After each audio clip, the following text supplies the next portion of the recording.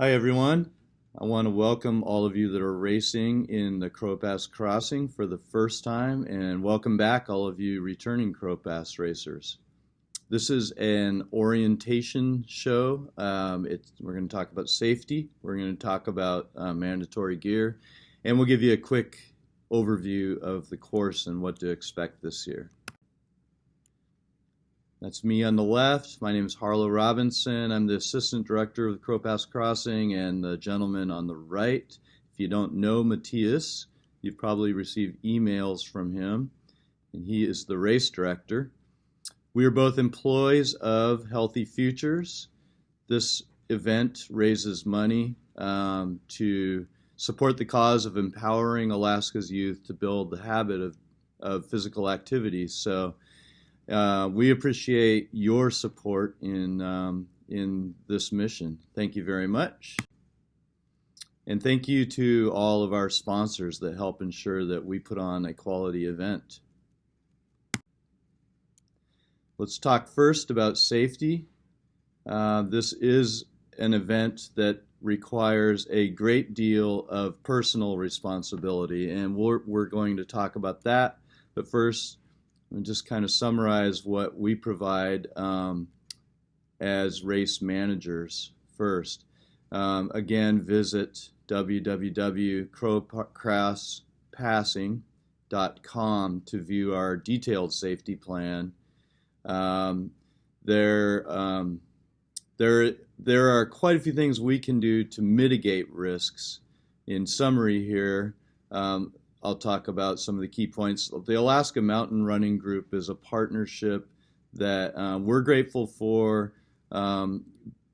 Because of them, we have 4 emergency response crews along the trail. One is just over the pass, between the pass and Raven Gorge. The second and the third are at the river crossing, one on each side, and the 4th crew, and each crew is a group of 2 people, is at near Icicle Creek, about 5 miles from the finish. We hope we never need any of these folks. We're grateful to have people out there, though, in case of the need for an emergency response. We also have 2 checkpoints. One is at the top of the pass, and we require all racers to be through that checkpoint within 1 hour. Or we will pull your bib at that point. And we want to make sure that you are showing, if you're not, put it this way, if you're not over the pass in 1 hour, we have concerns about you being able to finish the race within the time limits of 6 hours that we set for the event. We also have a second checkpoint at the river crossing. And our goal is to ensure that all racers that start the race are accounted for at these checkpoints. And we also have a sweep crew, 2 people that will follow the 3rd wave of racers from the start to the finish. The trail is probably the biggest safety issue, the trail itself, just because there's so many obstacles, oftentimes hidden obstacles along the trail. It's highly technical. So thanks to a partnership that we now have with the Chugach State Park, a crew of 9 volunteers, 7 Crow Pass racers. Thank you very much. And Matthias and myself, we spent a long day clearing out a lot of alders, a lot of small deadfall. We hope that provides a better racer experience. It's still a very technical trail. There's still a ton of undergrowth. Trail is often still going to be obstructed. So finally, as far as what we provide, at the finish line, we will have a medical crew at a tent. If you got banged up during the race, if you're bleeding, if you have a sprained ankle, any questions, concerns, check in with them at the tent and they'll have a look at you there. So that's a summary. Again, visit our website for more details. On your end, first and foremost, we expect of all our racers, that you look after yourself. Don't do anything that's going to add to your risks, but also look after your fellow runners out there, remembering that if anybody has a problem, you're not only setting yourself back, but you're putting out a whole lot of other people as well. So take care of each other out there. Again, watch your step. Bears are a reality. Nearly every year there's some bear sighting. There's plenty of bear sign out there right now, so be bear aware. Travel in groups when you can. Make a lot of noise. Use bear safe. Use a good strategy if you encounter a bear. I won't get into the details of that here, but generally speaking, make a lot of noise. Make yourself large. Wave your arms. Don't run away from an aggressive bear. Those are some of the kind of basic things to know. Regarding the river crossing, again, it's good to be in a group. It's good to link arms. The level of the river can vary greatly from day to day, depending on how hot it is and how much meltwater there is, depending on the time of day that you cross. It could potentially be as deep as your waist, and it's not uncommon for racers to have to wait at the river for a couple other runners to show up so that they can link arms and cross together in a group. So again, be smart and be safe, and remember, there's nothing more important than your time in the race is not nearly as important as having a safe race. With considerations for COVID, there's a few adaptations we've implemented for this year. As you know, there are 3 waves. You should be aware of which wave you are in at this point. I won't get into the details about that, but the idea is to limit the size of the gatherings and also limit the amount of cross traffic we have along the course. Normally at the finish line we have an award ceremony after 6 hours once the last racers have come in within the 6-hour time limit. This year we'll be doing awards as the group, the overall finishers, the top 5 from each, for male and female finish, we'll do more of a spot award ceremony. So we're asking you to not linger, certainly spend time to recover, and we'll have drinks and refreshments at the finish, but we would like to prevent large groups at the finish. So when you're rested up and ready to go, we ask that you have a plan and move along once you're ready to go, and not stick around. We won't be doing the awards ceremony at the end. We also won't be doing shuttles this year, so arrange for your own transportation. Carpool as you can. The parking lot at the Girdwood side trailhead is very congested, and even more so this year because of construction. So considering the wave starts, have a plan. The preferable thing is for you to be dropped off and then have your driver just turn around and leave as quickly as possible, so that we don't end up with a big bottleneck of traffic at the start. One final thing regarding COVID: if you have symptoms, even if it's a bad cold, we're asking that you please don't attend. Let's not take any chances. And again, visit our website for more detailed info on our COVID plan. Let's take a look at our mandatory gear. These are things that we expect you to carry during the race, and at the starting line we will have volunteers that will check. We'll be doing spot checks this year, so be prepared to show the race organizers or volunteers the following items: a wind jacket, long pants, long sleeve top, water container, a winter hat or buff, gloves, and a race bib. And if you have questions on any of those items and whether you think what you have or you're unsure whether it meets this criteria, don't hesitate to ask us when you check in to pick up your bib on Thursday, or send an email to Matthias. We have an etiquette around the trail in this race. It's not an orienteering race.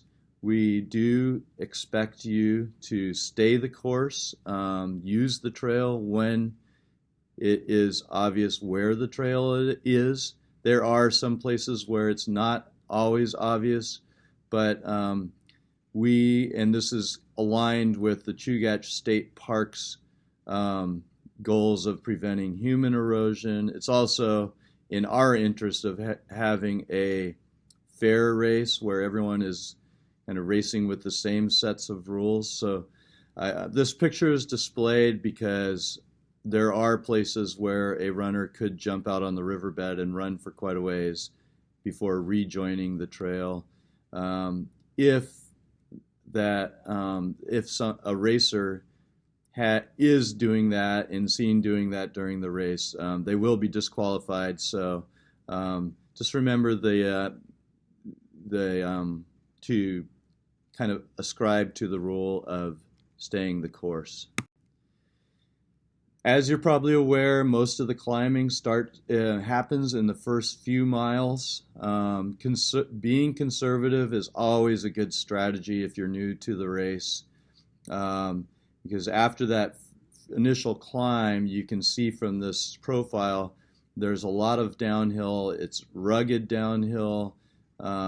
And then what tends to happen is the second half of the race, you start cramping, and the race takes it out of you. So while the second half of the race is relatively level as you follow the river, it is highly technical. So especially if you're new to the race, it's always a good idea to be conservative over the first half, and then if you're feeling good in the second half, you can pick up the pace. Here is the starting line. You're going to be starting on the bridge there, and again there will be 3 waves of approximately 50 in each wave. This picture is a classic. For any of you new to the race, you should probably know some of these people are pretty famous legends of mountain running at this point. Nancy Peace is the woman second from the left there. She's a 9-time women's winner of the race, and 1 time was the actual overall winner of the race. So legendary Nancy Peace. Okay, I'm going to go over the course really quickly. As you head up, within the first, I want to say, about a mile in, you're going to see a sign that you see right here in this picture, and we have a marker in there already. It's possible that it could be removed. So you see the little sign there. There is a marker indicating that you want to go straight, but in case that marker is not there, just remember to to not take that right turn, to just stay on the straight ahead path. The reason being that the trail that switchbacks up to the right is quite a bit longer. It'll get you to the same spot, but it's far less direct. So really important early decision to make, course route decision in the race. Once you get to the past that intersection I just talked about, you'll come to an open scree slope, and you can see from this picture there are switchbacks and there is a more direct route. So again, if you just this picture really demonstrates the straight line. So depending on how you feel, you may rather take the switchbacks and take a break on your take it easier on your legs but the more direct route is just to take this straight line. There's one final steep climb up the pass, and then you're going to come to a bench with some there's a little bit of snow fields, and then here is the point where you reach the pass, and you'll see the checkpoint, and they'll make sure you're under the 1 hour time limit, and then you head down. And this is a wonderful part of the race. You can really let it rip. However, watch your feet, because as we talked about, there's plenty of obstacles there and plenty of distractions with the incredible views. So you can see here course record holder Jeff Rose, and that's Matthias, race director, right behind him a few years ago, and that's Raven Glacier in the background. So as you're descending down towards the valley floor, you're going to pass over a number of these gullies with snow in them going down. And I'll back up here. I guess I can't back up, but the snow is fairly consolidated. Really, you use caution, edge in with your shoes. Typically, if you're not comfortable, the best thing to do is to use two hands as well, so you have 4 points of contact, and just kind of crab walk yourself across. However, typically just using the edges of your shoes to edge in is sufficient, and your forward momentum will take you across. If you do end up sliding on the snow down, keep your heels out in front of you, and use those to slow your slide, and hopefully you'll be able to brake quickly and regain your footing. So definitely a safety precaution. This is Raven Gorge. This is about 9 miles into the race. Beyond Raven Gorge, the overgrowth, you'll notice the grass gets much deeper. There's cow parsnip. And finally, at about 10 miles into the race, you will 10 and a half miles, you'll hit the river. Very important here. Instead of crossing right here, you're going to want to take a sharp right turn. You see the sign there saying Ford site, and you'll follow the river up for about a mile until you hit the Ford site. And this is what the Ford site looks like. You'll see it on each side. There's a white post. In the distance, you can see on the far side of the river, there's a white post, and that's what it looks like.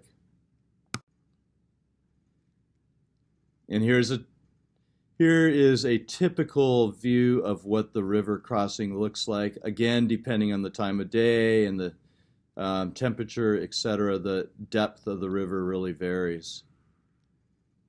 And these guys could have been advised to link arms.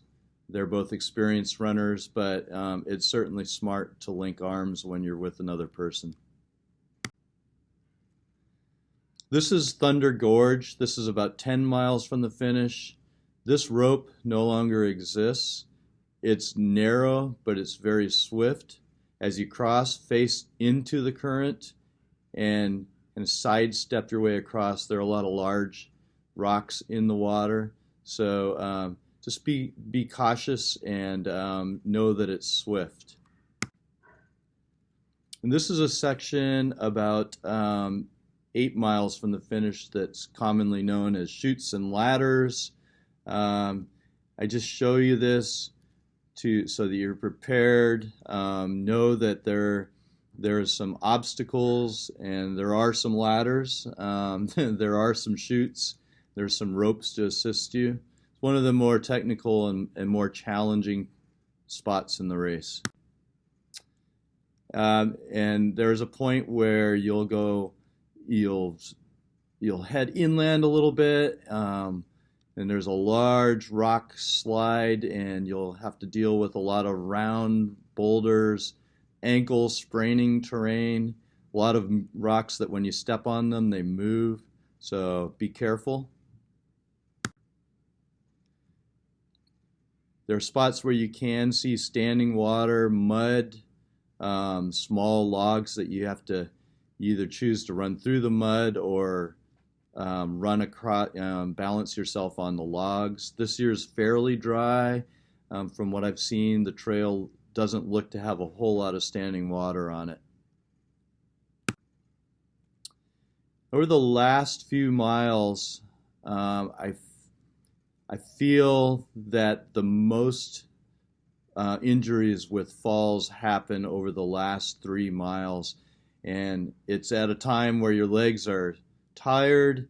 The course begins to open up, the trail gets wider and more open, but there are tons of obstacles. So just be doubly focused and try to get yourself, you've come this far, so don't take a hard fall here. About 1 mile from the finish, you'll hit this boardwalk. There's a nice graded trail. It's a gentle uphill until the very last stretch, where you'll climb up a steep hill, and then you'll be at the finish line, and you will have made it.